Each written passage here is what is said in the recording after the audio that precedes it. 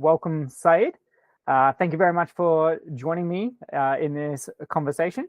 Very blessed to be able to speak to you today and to be able to find out more about what it is that you do and your ambitions and what you have been working on, some of the projects that you've been working on, and how like the meaning that you get from these projects and why they're so important to you. So first and foremost, Said, I'd love for you to kind of introduce yourself as if we've never met before. How would you describe yourself and what you're doing? Yeah, thanks, Josh. Thanks for having me. I'm glad. I'm grateful to be here, and also just to get to know you as well. I'm keen to. I sense kind of. I had a quick flick through other videos, and so I sense kind of a similar heartbeat, especially around like systems. I'm very much a systems thinker, and that kind of is, that's probably a big part of what I do, I suppose, in a roundabout kind of way. I found myself having a mental health career, right? So I started as someone who was needed mental health support, to put it lightly, and found myself being the person supporting others, right? And then training others. And so now I work at one of the big nonprofits in Australia, and we support basically people in crisis. So I'm the person who trains the people who are supporting them, and I sort of supervise them and look out for them. That's my career to start with, and then outside of that, I have a website that I've been running for maybe about 5 years or so, maybe 6 years or so, something like that. And I also have a network of entrepreneurs and basically a mentorship network where I get a lot of value from. It's all about who you know, right? So that's where I get a lot of my teachings, a lot of my learnings from. Okay, cool. So working for a major non-for-profit, helping train, support staff, supporting people that are going through a mental crisis. Yep, mental health crisis. Yep. Sometimes it's just maybe people are lonely. Maybe people,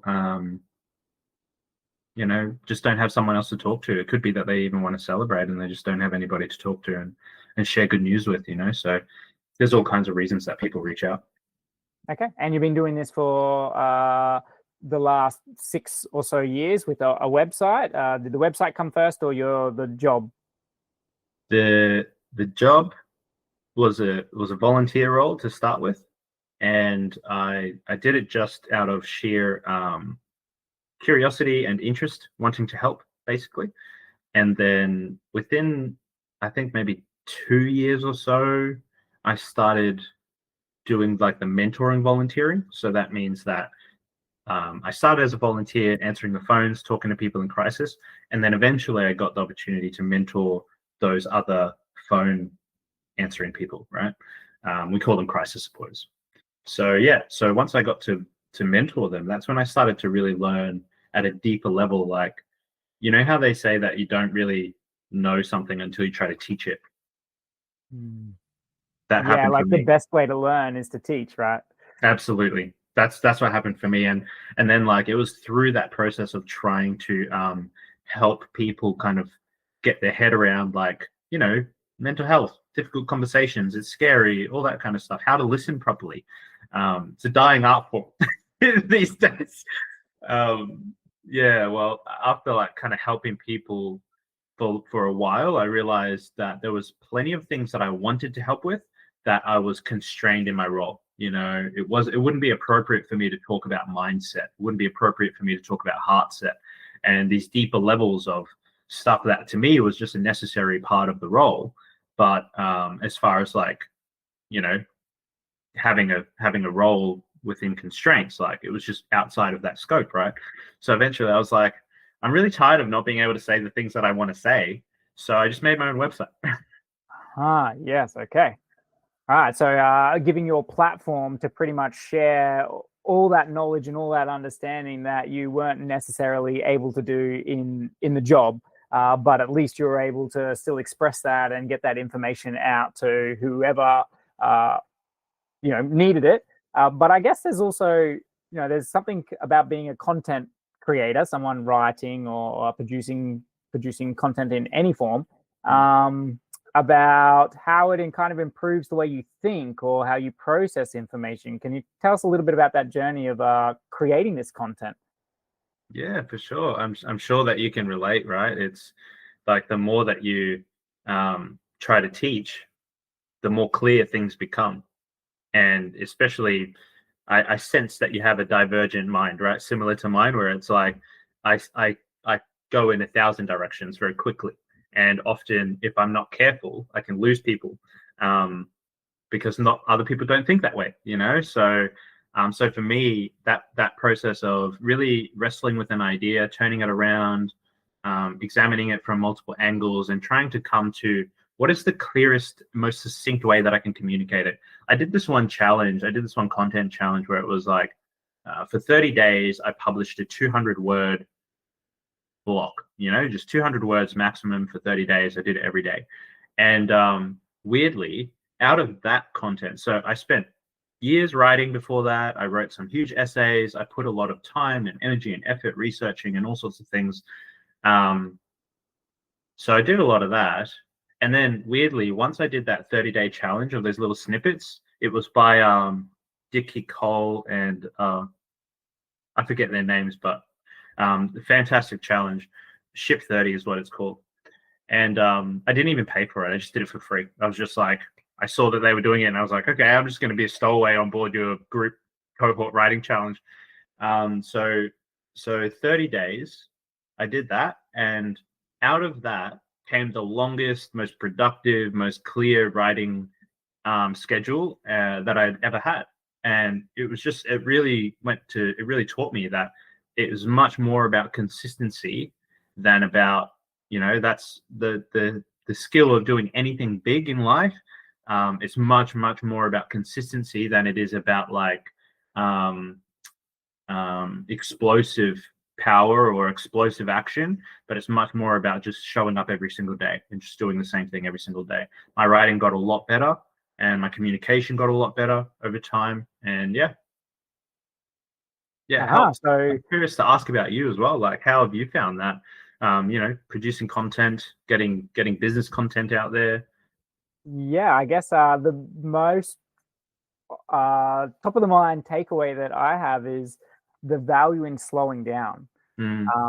I feel like by producing content, I am giving myself that time to kind of journal beforehand and to feel what's kind of coming up in my life or what issues have, that I'm dealing with. And then I can kind of think about them in a way that is much more holistic. And because that divergent mind, I would call myself a generalist, that I have interest in many different fields, but I think, it's holistic. It's like the fields connect. Yeah. Like we eat and we drink. So just because you're a food expert doesn't mean you don't need to know about, liquid as well, right? So I feel like there's connection point. And I feel like by creating content, I've had to slow down and I've had to express myself more holistically. I've had to like make more sense to myself instead of little sound bites or like, hey, I believe this. Now I've had to like, okay, why do I have that thought? Why would that be something that I'd believe? Is this actually giving me value? How does this give me value? So I think the slowing down has been amazing. And I would touch back on what you said about consistency. I feel that helps self-empowerment. I feel that by being consistent and proving that you can kind of be consistent with these little tasks, maybe it's half an hour a day, that it proves what else could you also be consistent with. And I think it starts to develop a nice trend of discipline, mentally being able to communicate. And I feel that slowing down helps to listen better, helps to kind of take in your environment a little bit better. So yeah, I think the benefits for me is being able to express myself in a way that I'm not feeling rushed, and then I'm learning more about myself and more about how I think and about kind of maybe triggers or my connections with thoughts, and I get to analyze it a little bit more. So I never really had that. I haven't been much of a journaler. Mm. And now I'm feeling that, no, I want to write. I want to like kind of talk to myself more and Mhm. find out what's going on myself. I'd been more like an open talker, like I'd kind of spit out on friends, like talk Yep. out to friends. Yep. And I've had some really good quality friends where I feel safe to be able to express myself like that. But as I've grown older, I've kind of valued more like less is best. So Yeah. my friend circle has diminished, and that loneliness is definitely a big part of that. I'm not feeling like I have someone to celebrate things with, or like a very limited amount of people Yeah. that maybe don't understand the celebration as a way of, a friend circle. Like one person can't be all.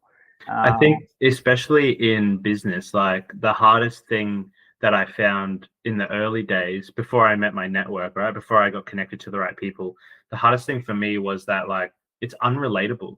People just don't it's not something that most people are going to be able to relate to. It's not something that most people are going to be able to understand. Why are you not, prioritizing the same things I prioritize? Why didn't you watch the footy? Why don't you whatever it happens to be, want to go out drinking with me? Just your standard kind of social fare that most people are into. But if you have a mission, then it can feel pretty lonely and pretty isolating without the right people, without the right community, basically. And I think that's the thing that I've found on my journey is that like I used to look at very successful people and compare them to myself. And the one thing that I've found more and more the further along I go is that those people have something invisible that is not easy to see from the audience, right? As an audience member, it's not easy to see the level of support that they have. That was the thing that really shifted that was a big shift for me in 2022, 2023, where I was like, I really started to take note of, for example, the crisis supporters in at my workplace. I started really observing, why is it that some people succeed in this arena and others don't? What's the difference? Everyone starts with a good heart. Everyone starts with an open heart. They all want to help. They've all got the intentions. And obviously I became like a bit of a student of it because, I just go hard. I know what can I say? Yeah, we just want to go hard on ideas and stuff. Ambition. Yeah, pretty much.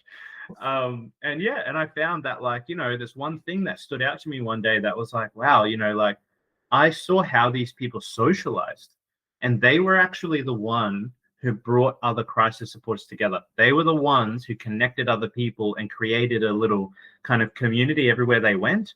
And I was like, wow, that's not something that I ever would have kind of pinned as a predictor of success or put much attention on. And of course there are exceptions, and there are loads of people who do it without having that mindset.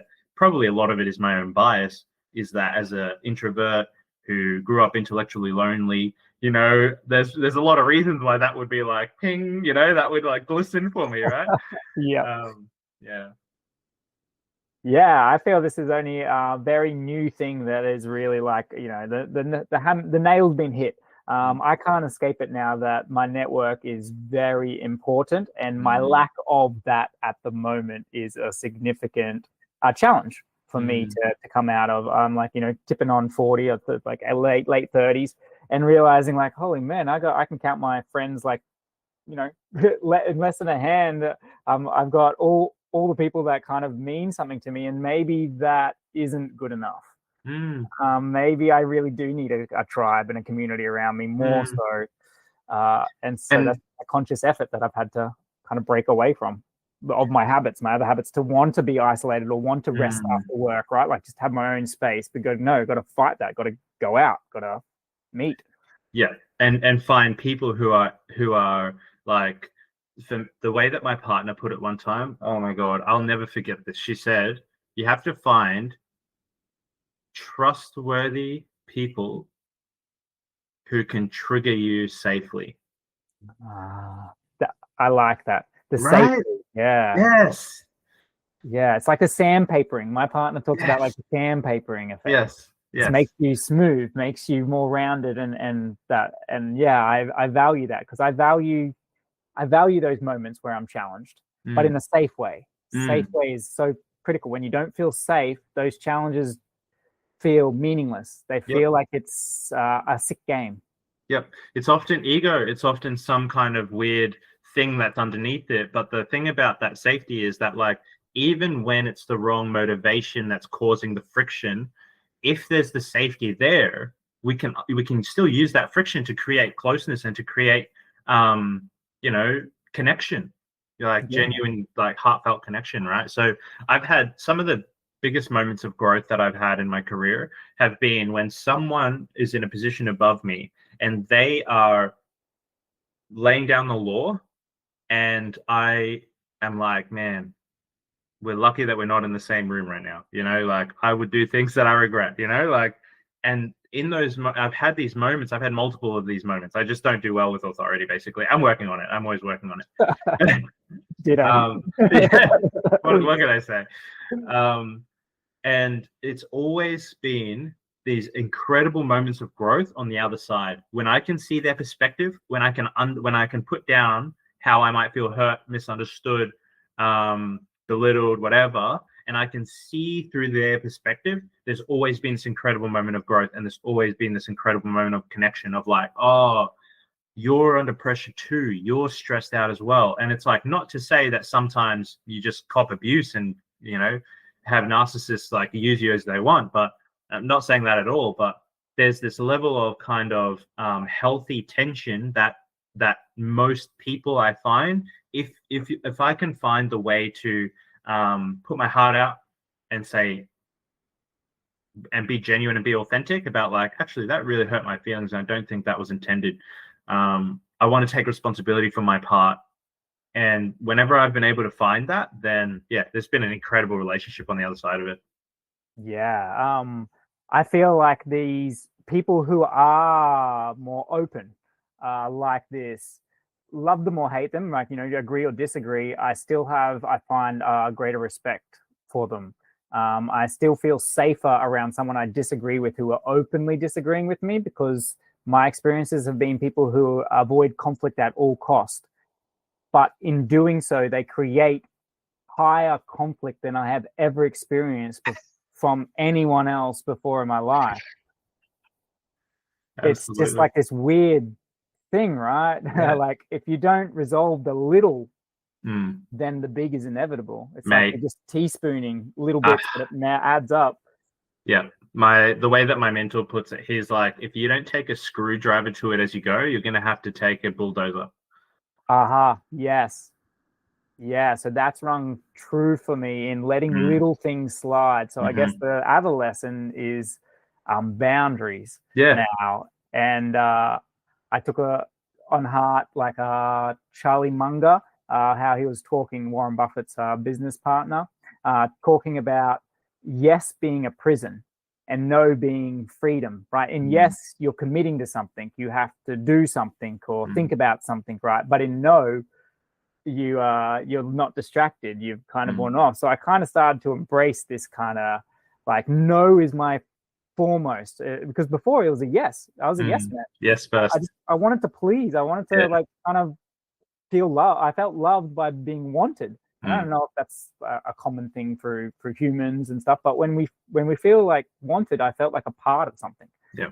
And so my inclination was to say yes, and that didn't work out too well for me. No, it never does, man. It never does. And like it's either it doesn't work out well, or it hasn't worked out, or the end is still coming. Like the lesson is on its way. It's one of those two, basically. Yeah. Gotta get bumped. Yeah. Have you read Essentialism? Essentialism? No, I have not read Essentialism. It's exactly what we're talking about. I'm reading it at the moment. After enough conversations, my mentor was like, "You need this book." I was like, "Oh, okay." Whenever he says that, I'm like, "Oh, okay." Prepare my ego to die. So the non-essentialist says, "I have to," and forfeits the right to choose. The essentialist says, "I choose to," and exercises the power of choice. The non-essentialist says, "I can do both, and asks, how can I do it all? The essentialist asks, what is the trade-off I want to make? And asks, what can I go big on? It is an incredible book for high performers. Highly, highly, highly recommend. Being split-minded is definitely the thing that has held me back the most in my journey. Having too many plates that I'm trying to keep spinning. Yeah, that's definitely the one biggest thing. And like, I mean, I can't say the one biggest thing, because it's also, I need to learn how to trust the right people, and that meant I needed to learn how to make mistakes trusting the wrong people. So yeah, focus on the wildly important. I can relate to that too. Big visions, big plans, but that's just one side of the story. You actually got to get the groundwork. You actually got to build the team or build the resources.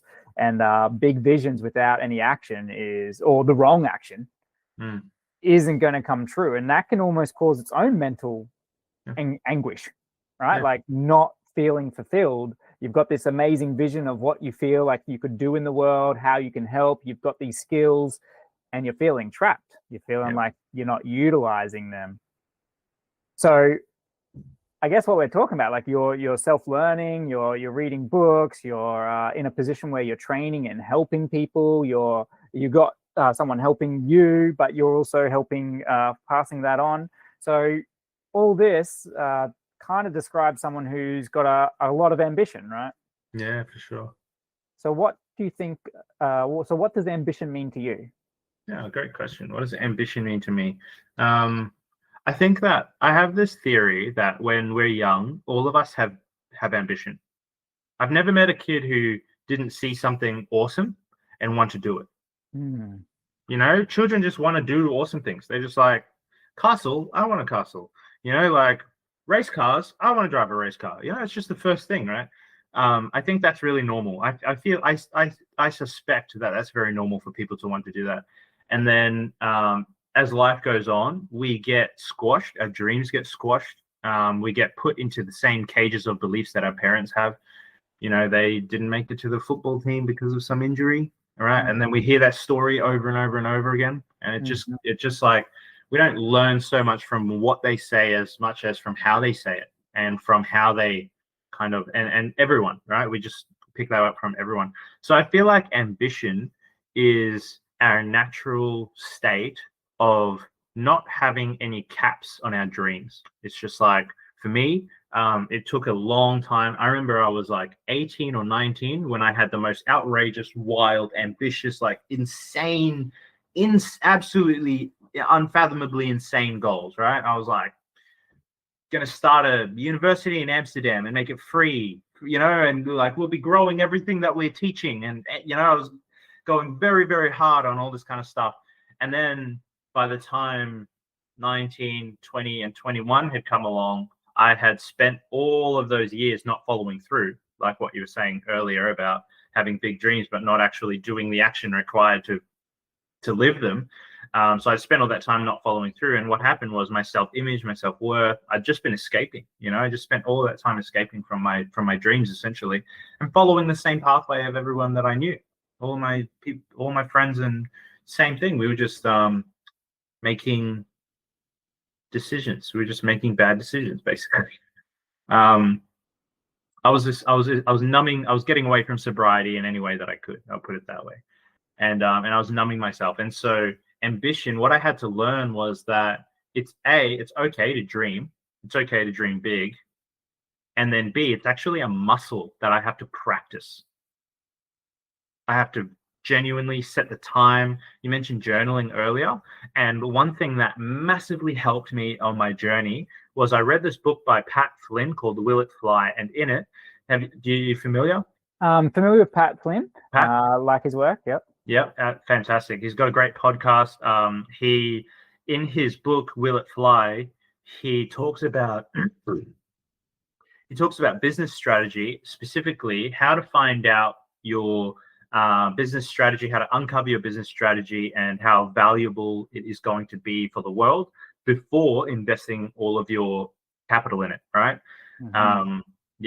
So obviously very critical lesson, and very much the information age, not the industrial age way of thinking, right? They used to just make things and then sell them and figure out how to sell them and just pay the marketers and whatever, we'll pay the media and whatever.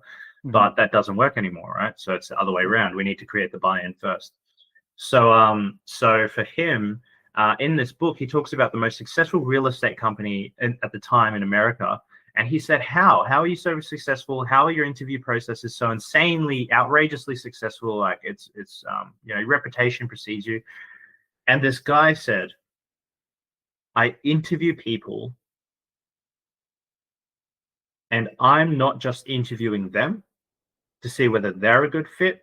I'm interviewing us to see whether we're a good fit. I find out what their dreams are. I find out where they want to be in 5 years' time. I find out who their best version of themselves is. And I'm vetting us to see whether we are going to be able to help them to achieve that. What a mindset, right? Like, what a mindset for actually like deciding before I let this person in, are they going to have their maximum value through our partnership, right? That's I don't even remember where that started from. Oh, that's right. So he the way that he does it, the way that he like what that actually means in practice, he gets them to do the 5-year airport exercise. And how that goes is, imagine you're at the airport 5 years time from now, you bump into an old friend that you haven't seen in like, 10 years or something. And they ask you, what's going on? Oh my gosh, I can't believe it's you. And you answer, mate, my life is actually it's insane. It's exactly as I could possibly imagine it to be. I'm living my actual best life. And so he's in an interview. They're obviously wanting to get the job, and he gets them to answer that question in detail. I read that book and I wrote out my 5-year airport exercise so many times in journaling, so many times. And some of this stuff I've seen it come to pass. Like, I remember we moved, my partner and we moved to another house, and I found a journal from like 2 years prior, and I just couldn't even believe it.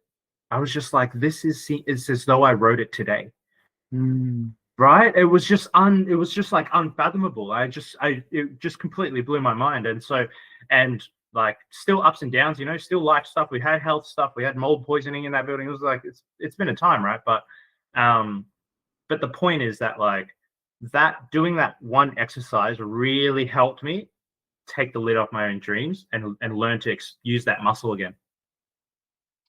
Yeah. So it seems like that ambition is tied definitely to a personal motivation, a personal desire, and personal growth. Do you feel that someone can honestly say they're ambitious and not be interested in self-development? Good question. I hadn't thought about that before. Can people say that they're ambitious and not be interested in self-development? I think that they can, and I would caution them. I think that the people who do, like, I've seen it. I feel like I have actually seen that before, where people are very ambitious, and but they're not interested in developing themselves as people. I've seen that, and what happens, I guess what I've seen is that, I would just have a caution that, like, that's where the humility is so important. That's where the humility to get support, to get help, to get perspective, because what happens when people expand the size of their results, when people expand the size of their results really quickly, what happens is the stuff that they haven't dealt with, it gets quicker too. Right? Yeah. So like the lottery winners, right? Like they never really learn how to manage money, finances, and all of a sudden they've got this wealth of finances. Well, it just exacerbates their skill set of what they had previously to it. Doesn't make them automatically, be a wise financer. Exactly. Yep. Exactly. I love what you said about the hiring. It kind of validates how I've interviewed and hired. I've just brought on some new team members in the last 4 months or so. I've started to build my team, and one of the things that I did in the interviews was I said clearly that, like, from what I can see on your skills, right, you would be a great fit. You're good at this. You got ambition for this. You've got that. But so I'm not worried about you coming in and adding value. That's not my concern at all. Like, I know that you would be able to absolutely knock it out the park and be amazing. But what I am concerned on is, am I going to be able to give you what you need to be fulfilled, for you to actually be excited about your life and to feel that you're actually achieving your purpose? And that I'm not sure about. So can you please explain, what would you need from me to feel that and to have that? Because I know you're amazing. You're really good at what you do. How could I make it so that I can match you and I can be there with you? And so that was what I asked all the candidates that I went through. Yeah, it's a humbling question, isn't it? It's a very humbling question. I think that's the difficult thing about humility, is that, like, it typically doesn't feel like low-hanging fruit. It's not easy to choose the humble path. It actually, like, there's a lot of people who might listen to that and say, what? Right? Because it's not easy. It's not easy to actually say something like that and to want to serve someone, from the heart. It's, yeah. Yeah, I think the other thing with being humble, I really think it's like a superpower, because I feel like I can be confident only because I'm humble, because I'm very mental, whatever. I want to be very, like, dead on. Like, I want to be logical. I want to be right. I don't want to be wrong. I don't want to be giving people the wrong information. So I'm watching podcasts. I'm watching these experts, and, like, they're slipping off their tongue. It's like, that's not the word. That's not what they mean. That's not. And I was like, critiquing them, and it's like, shut up. Like, they're going out and they're, like, expressing it honestly from themselves. And if anyone gets wrong, I guess they're giving them feedback. Instead of having to go read a book, they get the comment right there and they can learn it right there. So I kind of embrace that and go, well, actually, I can be really confident because I'm willing to learn. I'm willing to be wrong. I want to get feedback. Yeah. And so I've kind of stepped into humility as a superpower. Nice, man. Awesome. Yeah, that's something that's, like, the more that we spread that, especially like, obviously it's important in business, but the more that we can spread that through my industry and through the, like, in cause areas, one thing that I've found is that, like, weirdly enough, when people have a business motive, there's a purity to it. It's similar to what you were saying before about when someone is disagreeing from the front, you know what to do with that. You know where you stand. You know exactly where you stand. There's something similar with profit. Somehow, when people have a profit motive or a business motive, there's something crystal clear.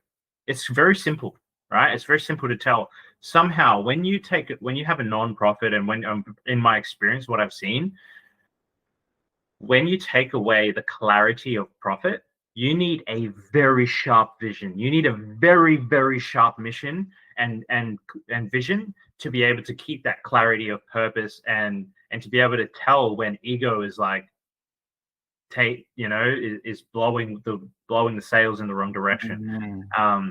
Because it's hard to tell, when everyone's passionate, everyone's got their ideas, everyone's got their life experience, everyone's got a different way of doing it. But it's actually hard to tell when, that those people who maybe haven't done that aren't doing that work on themselves. They're not working on themselves, learning how to humble themselves, open themselves up, be wrong. How do I be wrong about this? How can I actually choose to be wrong? How can I tell people? How can I, yeah. I guess then that brings to thought like education and kind of formal education, like kindy to grade 12 and university and these formal institutions that educate us.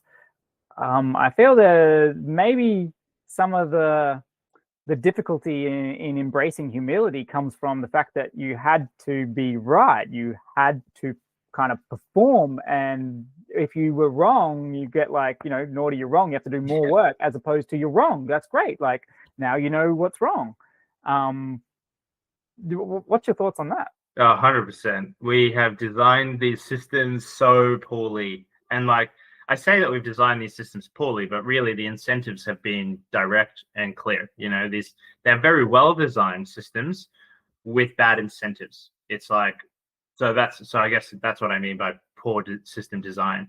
If we designed education system to maximize creativity, to maximize free thinking, critical thinking, to maximize human connection, impact in the community. If we designed these systems, it wouldn't be that hard. It wouldn't be that it's not that far of a reach to think about how schools could, for example, have food forests.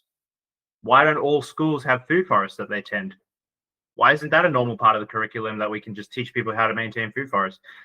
Wouldn't be that hard, like in terms of the literal logistical reality of it. It wouldn't really be that complicated. It wouldn't cost us that much more resources. But it's just because of incentives. We've just built an economic system that we've got a lot of work to do. And I think so I'm deep down, I'm an optimist. In reaction to deeper down, I'm a pessimist. Like I just yeah, the balance. There's a balance. Yeah, exactly.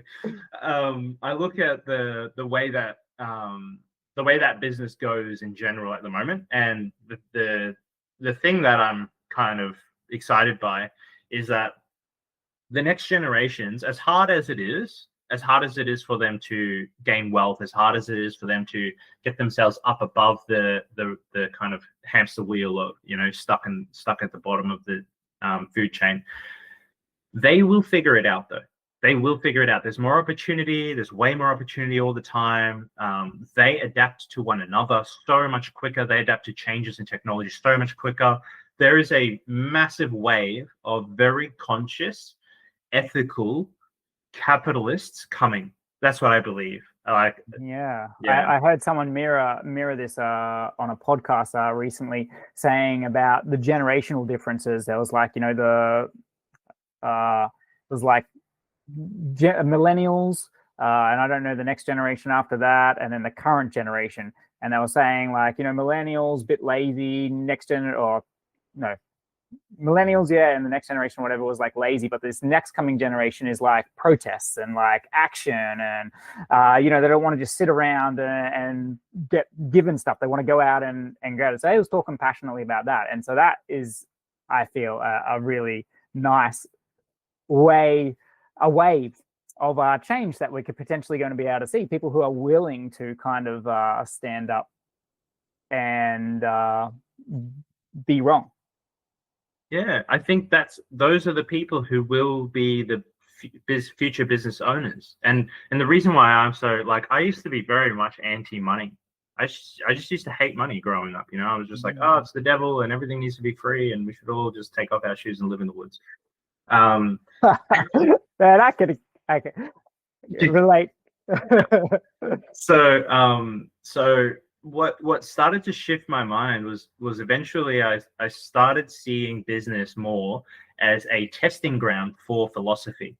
The right philosophies that put their hands up and say, I think that I can serve the world. Those philosophies would get into the arena of business and they would battle against one another. And so seeing business through that lens, eventually what that helped me do was shift my own narrative around money and shift my own story around money. Work that I still do regularly, honestly. Been journaling recently on my money stories and things that are holding me back, beliefs from my childhood, all this kind of stuff. But it really helped me get started on that process of shifting my money story, because the thing is, if I only believed that villains could get rich and wealthy, then how was I going to succeed in the world? Yeah. Right. Exactly. Yeah. I grappled with this too, and my family's warning, like, watch, be careful. Like, what are you doing that for? And like, you're so focused on money. It's not that I was focused on money. It's like the money was a result of, the good quality work that I was doing. So I was kind of sharing a measuring stick of like, hey, look at all the value I'm giving. Look at how I'm helping. But then the flip side was like, oh, be careful. Be careful. So, well, I'm helping people. And I guess permaculture, I was very fortunate that I got into permaculture when I was like 19. I read Permaculture Designer manual, and that has then shaped the way I've thought from that point. And so I just started to embrace a triple bottom line accounting. Money is one measure, the people satisfaction in their life and how they're changing is another, and the actual environment and how the resources look at the end of that process is also another measure. And it's when those three are in sync then that's when I really, I feel really proud about having that balance.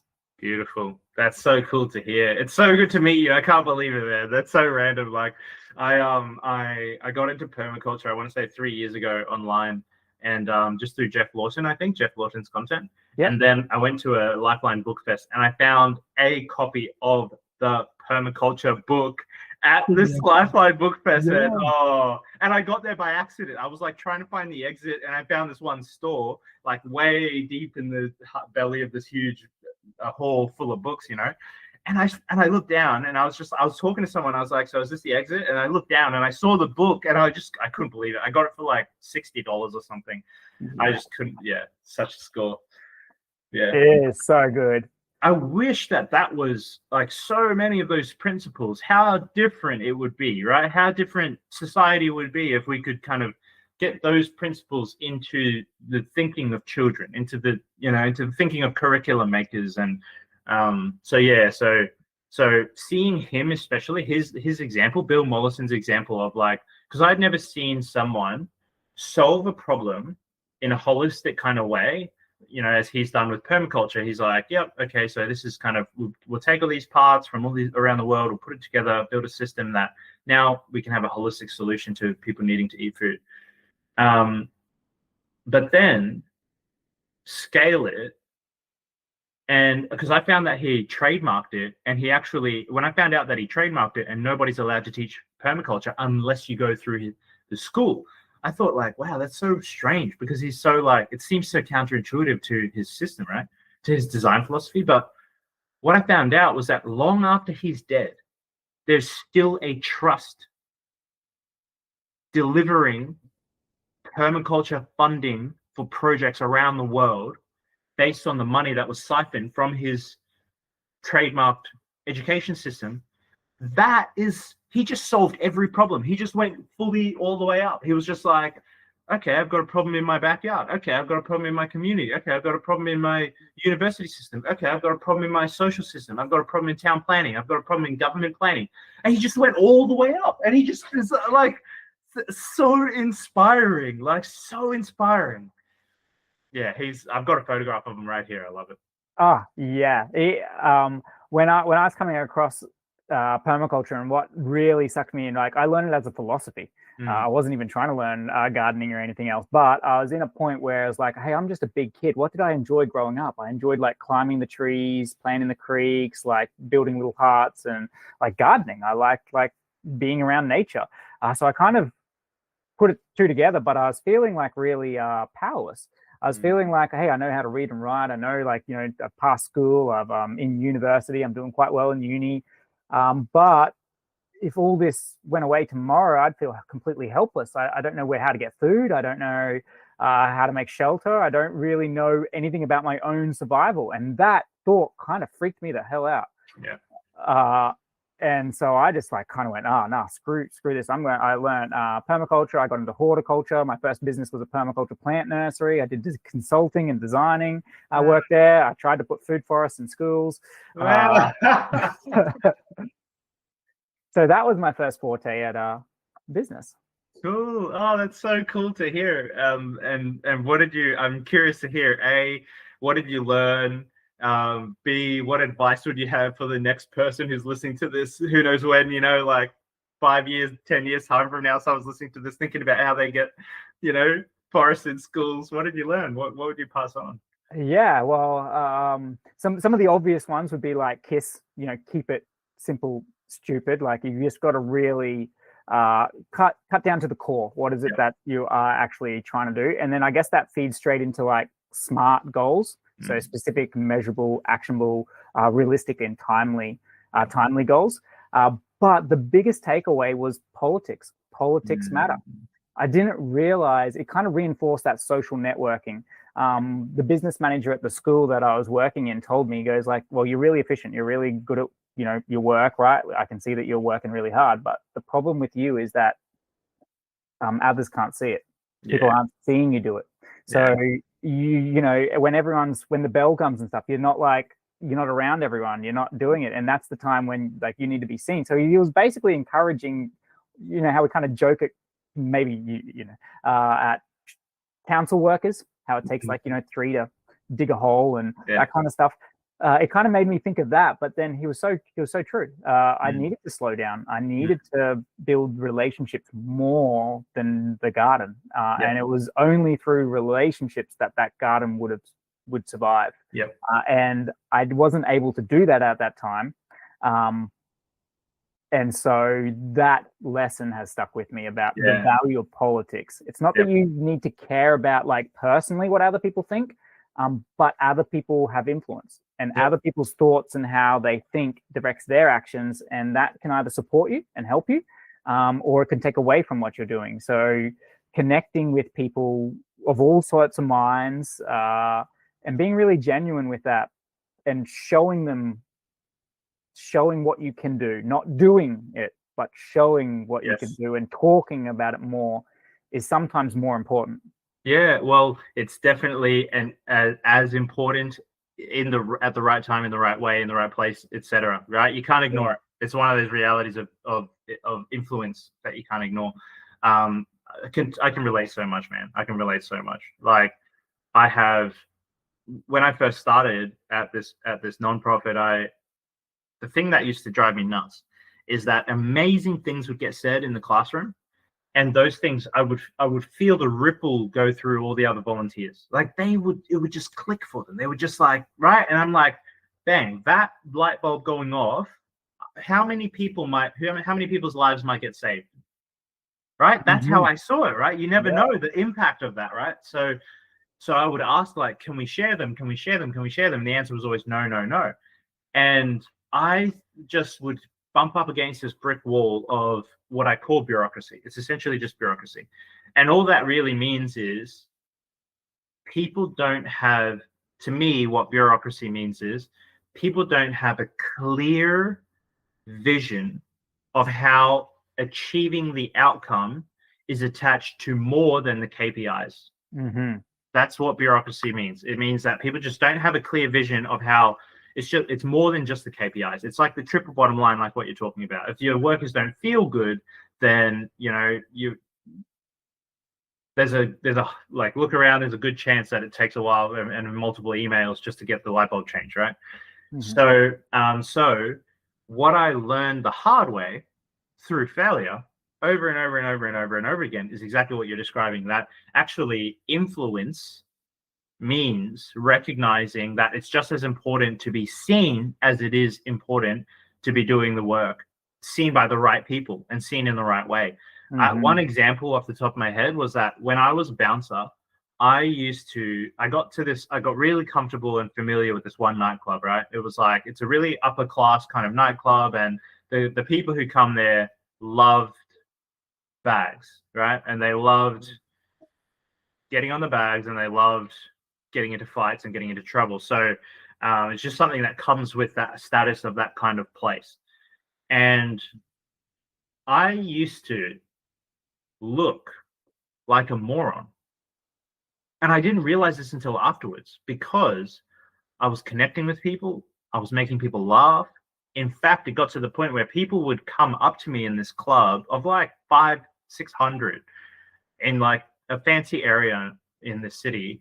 They would come up to me and they would say, bro, come over this way. And they would get me to the fight before it happened. I would insert myself, get people smiling and laughing and dancing. And then what I only found out much later was that I just looked like an idiot with nothing to do. Because the optics of being a bouncer is that you have to be arm locking people to do your job. But all of this, and that's just where, like, that's a case of incentives, poor incentive design, right?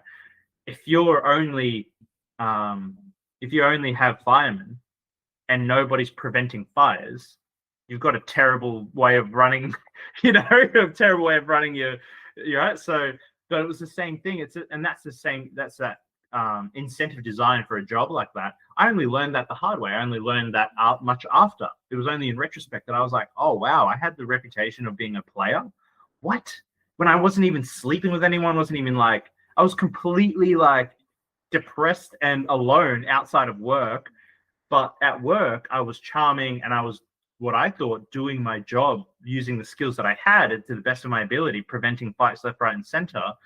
But it didn't matter because it didn't look like that's what I was doing. So that was a massive lesson. And then translating that over into the nonprofit universe, for people who are ambitious and want to make a difference, then often what that means is being able to slow down long enough to actually articulate where are the what's the flow of decision makers. It's not always the person who you think that is making the important decision. For example, you might be able to get on board the executive director of whatever, the chief executive officer or whatever. So one of the executive levels, right? You might be able to get someone like that on board with an idea, but the executive assistant is the person who controls their calendar. Mm-hmm.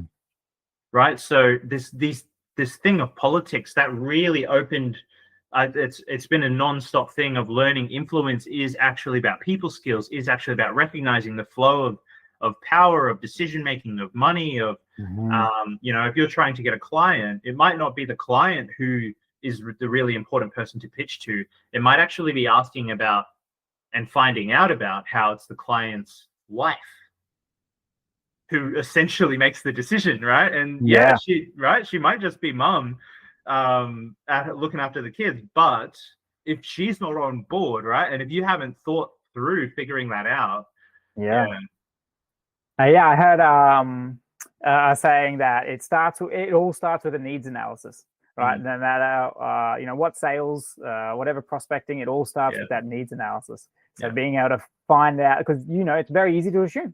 Very easy to just like, hey, well, you must be the same as this person. They wanted this, so you want it for this reason.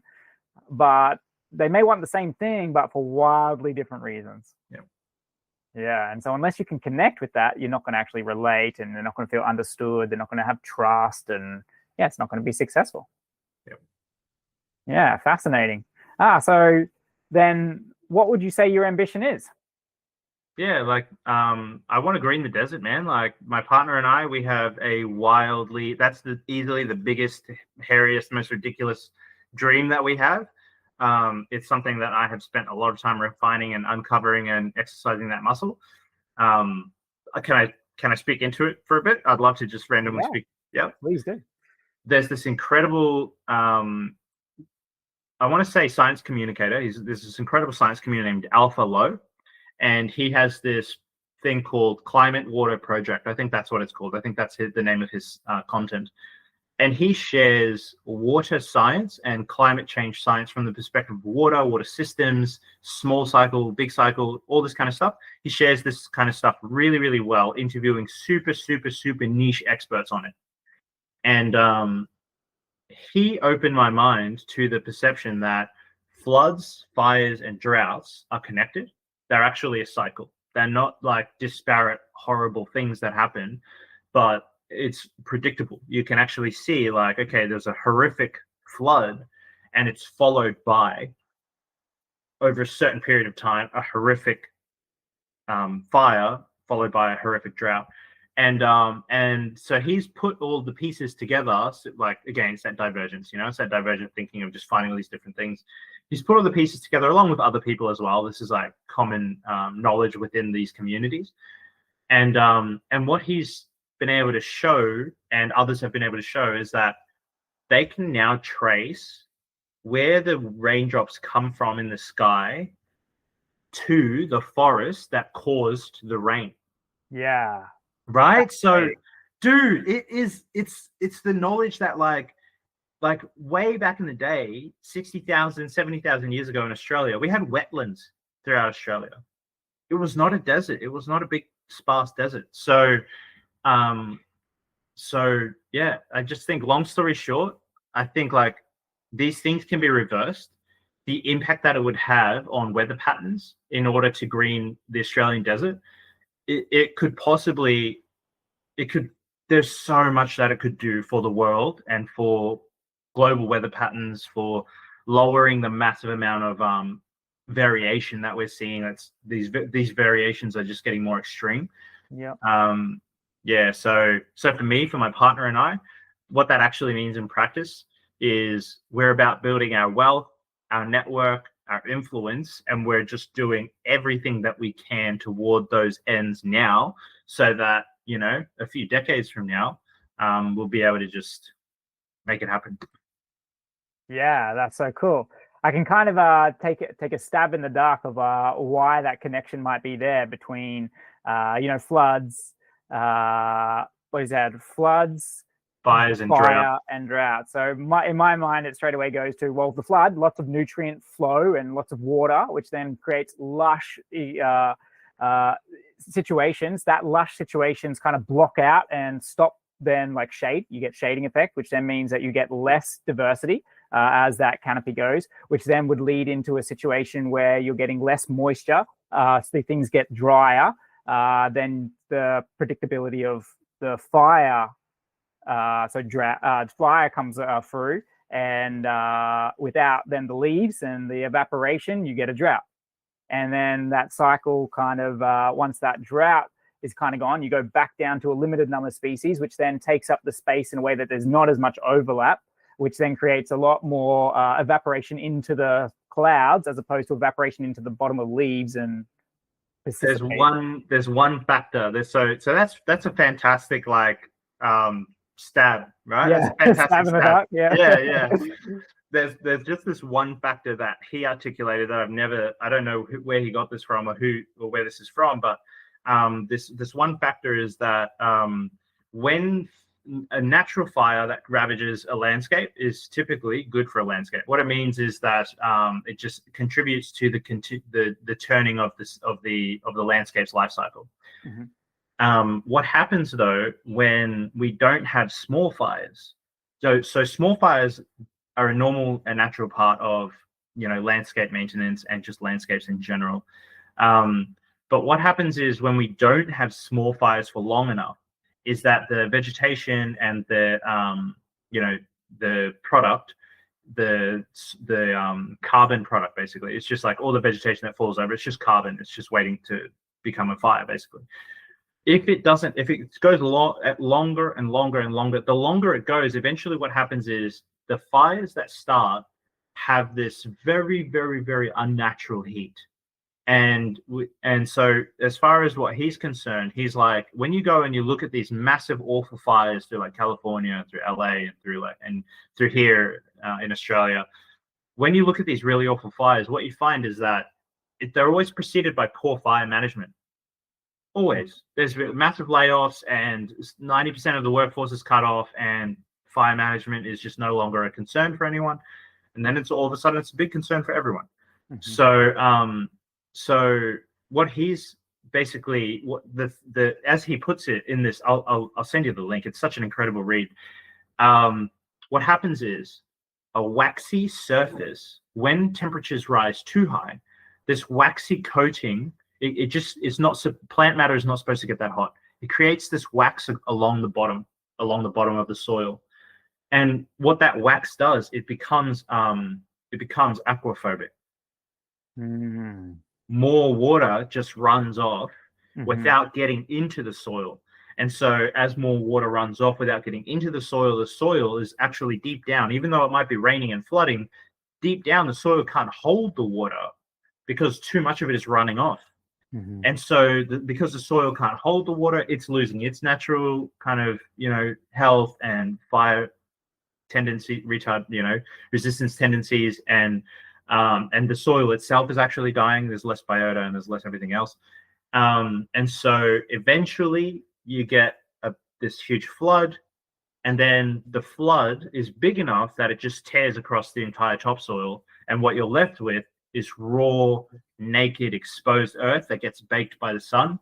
And now you just have no more vegetation, and the vegetation doesn't create the rain. That's the kicker, is that so there's the fires that get superheated and it creates this waxy substance that causes the floods. But without more vegetation actually leads to more rain.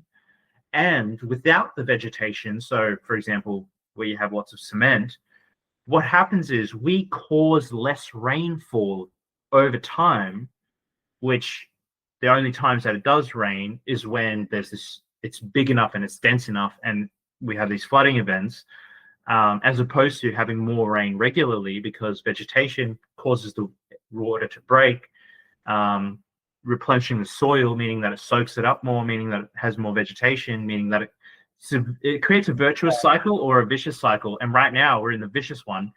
So yeah.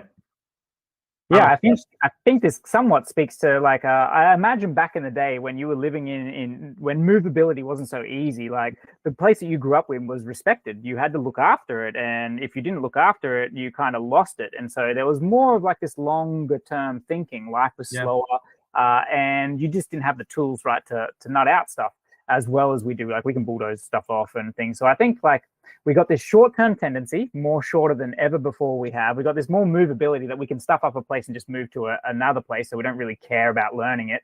And then we fear things as opposed to respecting things. So we fear crocodiles as opposed to respecting it. We fear fire as opposed to respecting it. We fear flood as opposed to respecting it. So therefore, we get rid of swampland because we don't respect it. We cause flash flooding, right, with concrete jungles and with taking away vegetation and the ability for roots and things to go down. So we're causing, for the most part, most of our own detrimental experience. But because it's happening in this cycle that's longer than, the obvious, maybe it's happening in decades, and we're not attuned to that decade cycle. We're attuned to, the daily cycle. The sun comes up, the sun sets. We're good on that one, but as soon as we start thinking about like, a yearly cycle, I think most people don't even understand a true yearly cycle. They don't really know their period of rest, their period, like what happens. And I think that connection with nature is so valuable for learning our own human cycles and how that aligns with nature. And I think the slowing down of our human nature to like being more reflective and taking less action, because I was kind of surprised, like, how could people be so confident? They're so confident. They're blowing up whole landscapes. They're building all these buildings. They're building right on the beach. It's like, holy, these guys seem really confident that they know what they're doing. And it's kind of like ignorance is bliss. Yeah. Because these guys, they're not smart decisions. They're just decisions that they can make, and they don't really have the consequences of them. It's incentives, man. It's the system is designed to incentivize destruction over creation. Yeah. So I feel like if we had a currency tied to vegetation, like that, then current countries that have the most diversity of life, and that would have the highest currency values or so, and that would be grounded in something real. It's not it's not far-fetched like that. If we had, for example, because it's all about incentive design. So there was a huge carbon taxes agenda a few governments ago, and the idea behind it is really, really solid. The idea underpinning it is really solid. Execution, obviously, execution is always going to be difficult, right? But the idea of, if we did have, for example, companies incentivized to lower their carbon tax footprint by seeding forests and by seeding vegetation, that would be a fantastic idea, right? And it might not necessarily be a specific currency that, tied to it exactly, but we can peg the dollars on, we can peg dollars on a system like that, where if, plant more green, keep more money. There you go. Plant more green, keep more green. Like that would be, they figure out some way. But yeah, there is there's absolutely possibilities there for really smart in design. Again, it's just the optics, right? It's like people are concerned about whether they're going to be able to, whether they'll be able to have their sixth investment property. So, here we are. Yeah.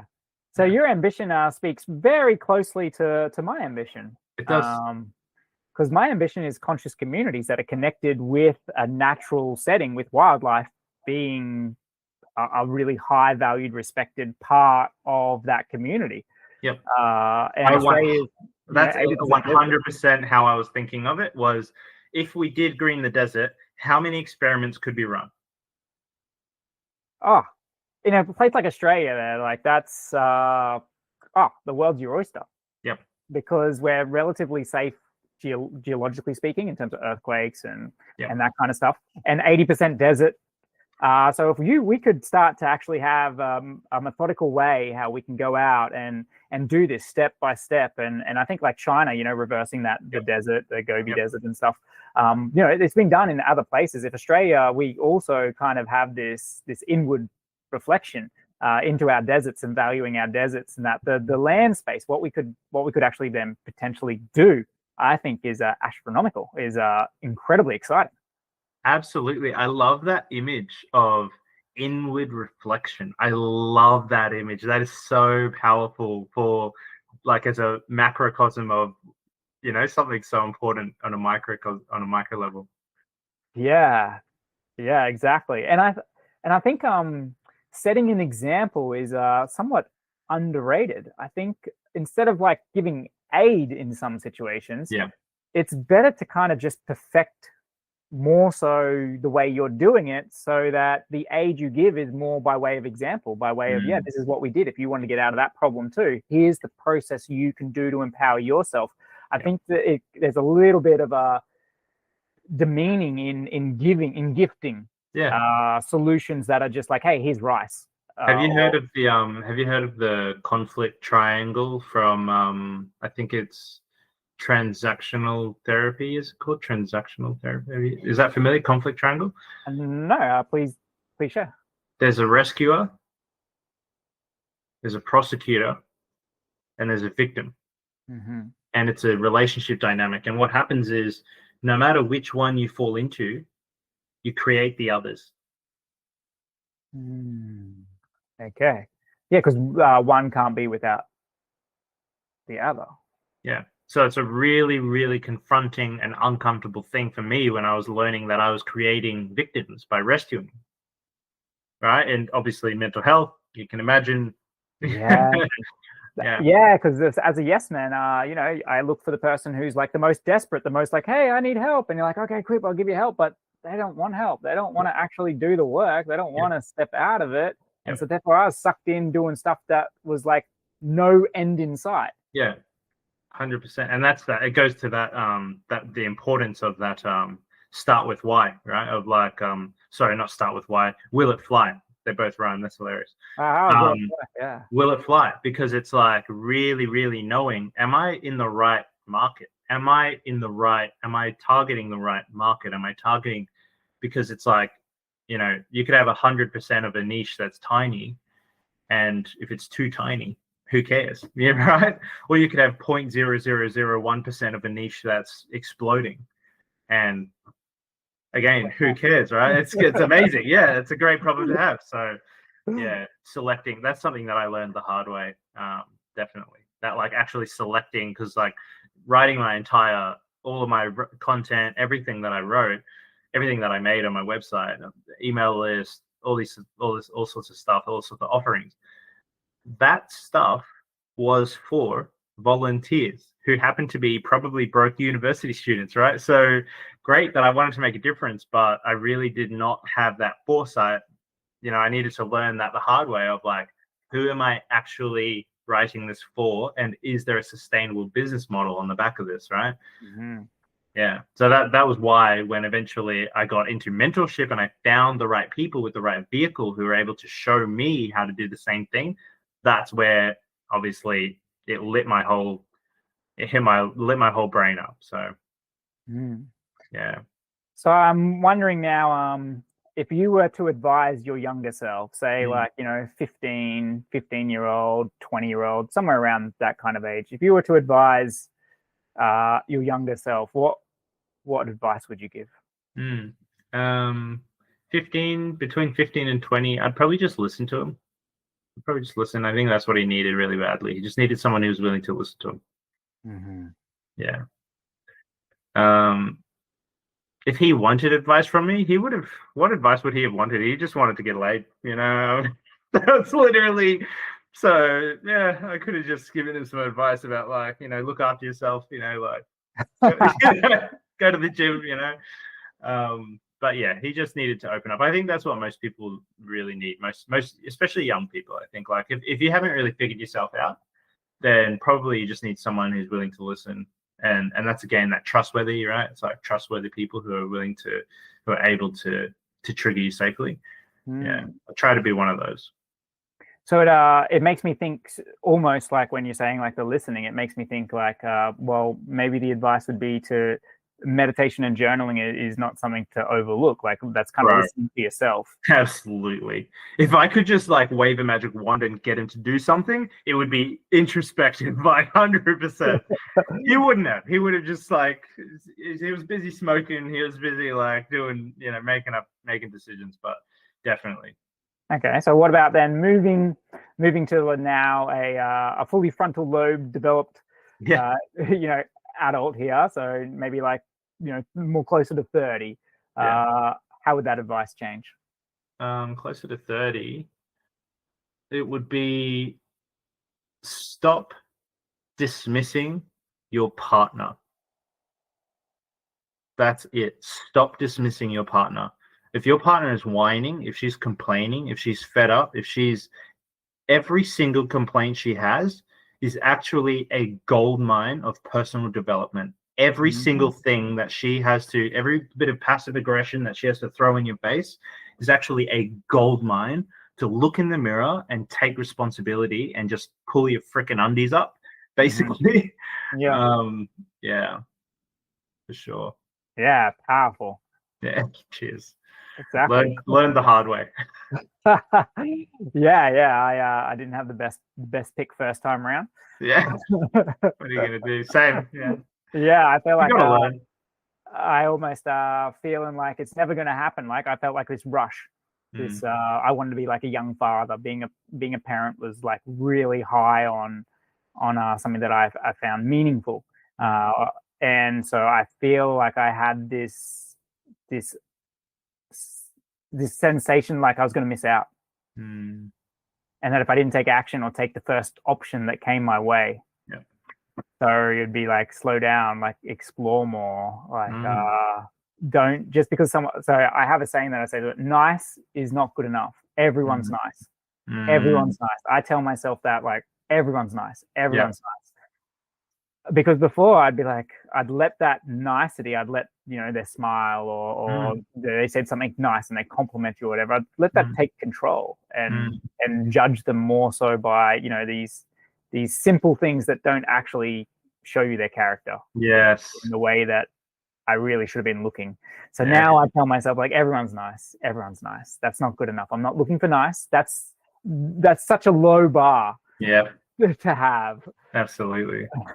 But you had to learn, didn't you? You had to pay for the ticket, take the ride. Yeah, exactly. Well, Said, this has been a lovely conversation with you. I really appreciate you taking the time and expressing yourself and being so open and sharing with me today. It's been really lovely. Me too. Thank you so much for the invite, Josh. I really appreciate it. And I'd love to stay in touch. I'd love to just, you know, I would buy you a coffee if I could, you know, if we're close by, like I'd love to hang out. Yeah. I think we're maybe not all too far away. So we'll see whereabouts. I'm in Southeast Queensland. Me too. I had no idea. I thought you were in like Sydney or something. I was traveling in Sydney. Like last week I was in Sydney. Great. I can't believe that you're in Southeast Queensland. All right. I'll see you soon. Let's catch up. It would be great to I'd love to buy you a coffee. Yeah, that sounds perfect. We'll chat afterwards.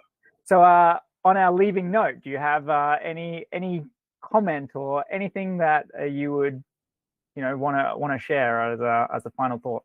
Yeah, just in terms of like ambition, right? So thinking about for ambitious people, trust the process. Just the path is perfect. Trust the process. You have to make mistakes, you know. So I've made a zillion mistakes. You've made a zillion mistakes. That's the path. But you do have to make the mistake. You can't avoid that part, you know. So yeah, just trust the process and do it. Yeah, it's almost like the cliche, but you know, it's cliche because it's heard so much, but it's so real that you learn from the mistakes. When everything's going well, there's not really too much to learn at that point. It's when the mistakes. So as long as you're mitigating the amount of mistakes you're making, so you can actually pay attention to it and learn it, then I think it's all good. It's when you have so many mistakes going off all at the one time, that's when things like crash and burn. Yep. But if you're slower, you're not making decisions so fast, you can handle making mistakes. Yep. 100%. Perfect. Well, thank you so much. I appreciate your time, and we'll catch up afterwards. Thanks, Yeah. Said. Have a beautiful night. You too. Peace. Yeah.